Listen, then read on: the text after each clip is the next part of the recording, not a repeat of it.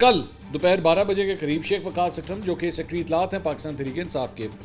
انہوں نے press conference کی اور انہوں نے کہا کہ جناب قومی سلامتی کے اجلاس میں ہمیں جانا چاہیے۔ انہوں نے اپنی رائے کا اظہار کر دیا کہ جی ہاں جی بالکل جانا چاہیے، ہم لوگ جو ہے اس میں شرکت کریں گے۔ ذہن میں رکھیے گا یہ قومی سلامتی کمیٹی کا اجلاس جو ہے بلوچستان اور خیبر پختونخوا کے اندر دہشت گردی کی جو حالیہ لہر ہے ٹی ٹی پی اور بی ایل اے کے حوالے سے، یہ اس کے تناظر میں یہ قومی سلامتی کمیٹی کا اجلاس ہو رہا ہے۔ تقریباً 1:30 بجے کے قریب جنید اکبر صاحب جو ہے ان کا بیان سامنے آتا ہے، یعنی کہ صرف چند گھنٹے کے بعد،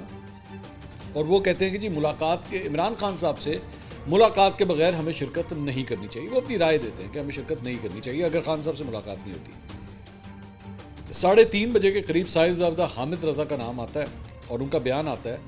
کہ ہمیں عمران خان صاحب سے پوچھ کر شرکت کرنی چاہیے۔ ٹھیک ہے، اب آپ اس سے آپ کو آئیڈیا ہو رہا ہے کہ یار ڈفرینٹ اوپینینز جو ہیں اس معاملے پہ آ رہے ہیں۔ اس کے بعد 5 بجے کے قریب عامر ڈوگر صاحب جو کہ چیف ویپ ہیں، ان کی جانب سے ایک نوٹیفیکیشن سامنے آتا ہے، یہ آپ جو اسکرین پہ دیکھ رہے ہیں، اور اس میں 14 لوگوں کے نام آ جاتے ہیں کہ لیں جناب یہ 14 لوگ جو ہیں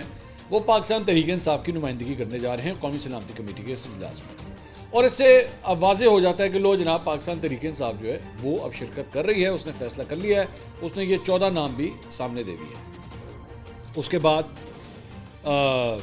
تحریک تحفظ آئین پاکستان کی جانب سے کل رات کو جو ہے وہ صحافیوں کے لیے ایک افطار ڈنر کا اہتمام کیا جاتا ہے،